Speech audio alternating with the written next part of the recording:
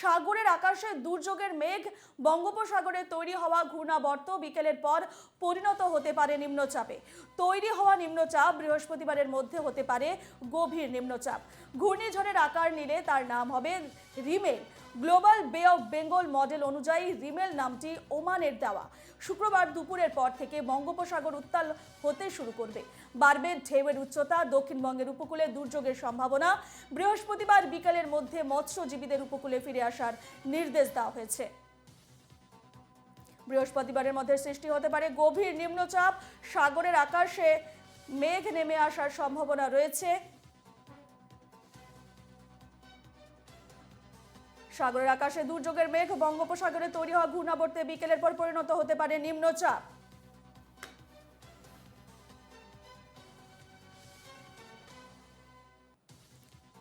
বঙ্গোপসাগরে তৈরি হওয়া ঘূর্ণাবর্ত বিকেলের পর পরিণত হতে পারে নিম্নচাপে। তৈরি হওয়া নিম্নচাপ বৃহস্পতিবারের মধ্যে হতে পারে গভীর নিম্নচাপ।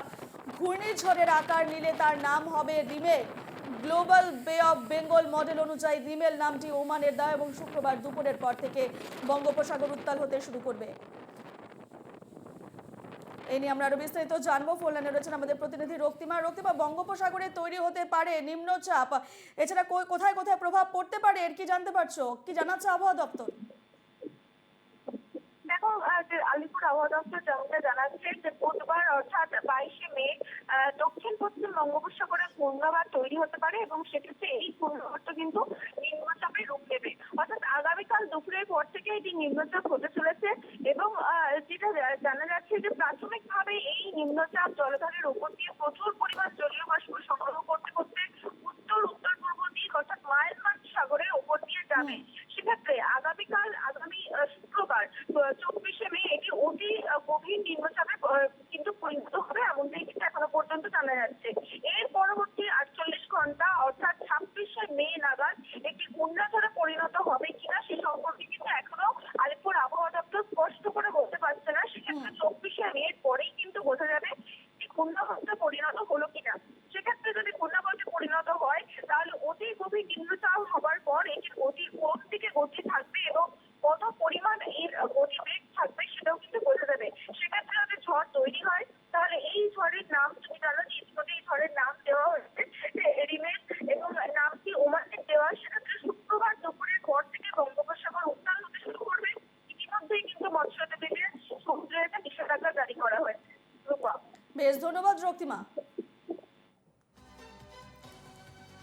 সাগরের আকাশে দুর্যোগের মেঘ, বঙ্গোপসাগরে তৈরি হওয়া ঘূর্ণাবর্ত বিকেলের পর পরিণত হতে পারে নিম্নচাপে। তৈরি হওয়া নিম্নচাপ বৃহস্পতিবারের মধ্যে হতে পারে গভীর নিম্নচাপ এবং ঘূর্ণিঝড়ের আকার নিলে তার নাম হবে রিমেল।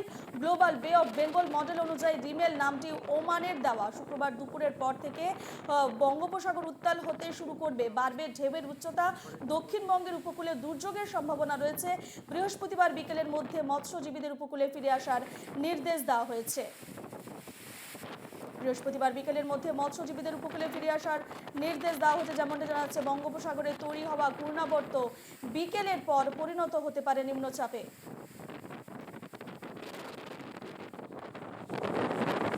ঘূর্ণিঝড়ের আকার নিলে তার নাম হবে রিমেল, এমনটাই জানা যাচ্ছে।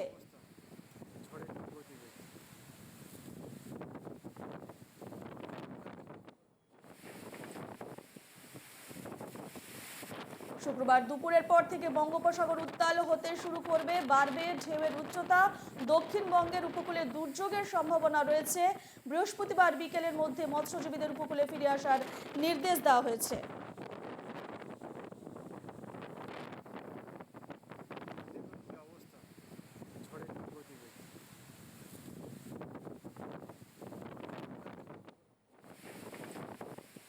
সাগরের আকাশে দুর্যোগের মেঘ, বঙ্গোপসাগরে তৈরি হওয়া ঘূর্ণাবর্ত বিকেলের পর পরিণত হতে পারে নিম্নচাপে।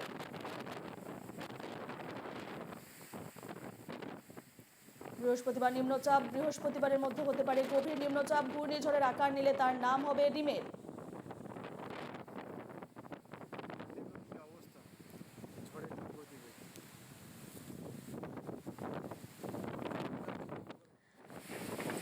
আমরা ফোন লাইনে পেয়ে গেছি আবহাওয়াবিদ সুজীব করকে। সুজীব বাবু, এনকেটিভি বাংলার স্বাগত। সুজীব বাবু, যেমনটা জানা যাচ্ছে যে বঙ্গোপসাগরে তৈরি হওয়া ঘূর্ণাবর্ত বিকেলের পর পরিণত হতে পারে নিম্নচাপে। এছাড়া জানা যাচ্ছে যে বৃহস্পতিবারের মধ্যে হতে পারে গভীর নিম্নচাপ। কি জানাবেন, কি জানাচ্ছেন আমাদের এ বিষয়ে? অ্যাকচুয়ালি বিষয়টা ঠিক তাই, যে ওটা অলরেডি কিন্তু নিম্নচাপে পরিণত হতে পারে নয়, নিম্নচাপে পরিণত হয়ে গেছে এবং এই মুহূর্তে মধ্য বঙ্গোপসাগর থেকে উত্তর ও উত্তর পূর্ব বঙ্গোপসাগরের দিকে ধীর গতিতে স্থানান্তরিত হচ্ছে। তবে কিছু দূর এগোনোর পরে ওটা টেন্টেটিভলি টুয়ার্ডস নর্থ মুভ করতে শুরু করবে। অর্থাৎ এখনো পর্যন্ত যা প্রকৃতি করে তাতে আশা করা যেতে পারে এটা হয়তো 25 তারিখ রাত্রি বা 26 তারিখ সকালের দিকে বা পশ্চিমবঙ্গের দক্ষিণ প্রান্তেই ল্যান্ডফল করবে। তবে সীমান্তবর্তী অঞ্চলের উপরে প্রভাব পড়বে বাংলাদেশ এবং ভারতের পশ্চিমবঙ্গের উপরে। সুন্দরবন অঞ্চল অত্যন্ত বেশি প্রভাবিত হবে। ঝড়ের গতিবেগ এখনো পর্যন্ত যে এক্সপেক্টেড 120 থেকে 130 কিলোমিটারের কাছাকাছি থাকার সম্ভাবনা এবং গাস্টিং স্পিড 135 থেকে 140 কিলোমিটারের কাছাকাছি থাকতে পারে। কলকাতার উপরে ঝোড়ো হওয়ার একটা প্রভাব থাকবে, সেটা 60 থেকে 65 কিলোমিটার বা 70 কিলোমিটারের কাছাকাছি। এছাড়া যেটা মাঝারি থেকে ভারী বৃষ্টিপাত কলকাতা এবং দক্ষিণবঙ্গের বিভিন্ন প্রান্তে সংঘটিত হবে। এছাড়া আর যেটা বিশেষভাবে বিষয় সেটা হচ্ছে সমুদ্র উত্তাল হওয়ার সম্ভাবনা কিন্তু অত্যন্ত বেশি থাকছে। ফলে সেই জায়গাটাতে উপকূলবর্তী অঞ্চলে সতর্ক থাকার প্রয়োজনীয়তা আছে। বেশ, সুজীব বাবু, ঘূর্ণিঝড়ের নাম সম্পর্কে জানা যাচ্ছে রিমেল, এর সম্পর্কে আপনি কি বলবেন? হ্যাঁ বলুন। বলছি ঘূর্ণিঝড়ের আকার নিলে তার নাম হবে রিমেল, এমনটাই জানা যাচ্ছে। রিমেল সম্পর্কে হ্যাঁ, এটা অ্যাকচুয়ালি নাম হবে রেমাল। ওইটার নামকরণ করেছে অ্যাকচুয়ালি ওমান। হুম কথার অর্থ হচ্ছে মানে ভেসে বেড়ানো বালুকা রাশি, হুম এই ধরনের একটা ইয়ে বোঝাচ্ছে।